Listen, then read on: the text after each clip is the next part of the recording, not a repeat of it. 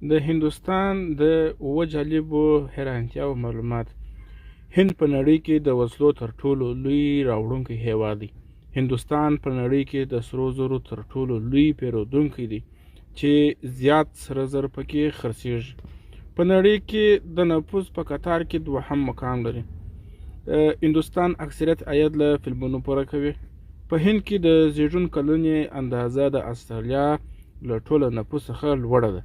هره ورځ په 300 مختلفو ژبو کې له 4900 څخه ډېر ورځپاڼې په هند کې خپریږي. د انجنیرانو او ساینس پوهانو له نظره هند دوهم هیواد دی.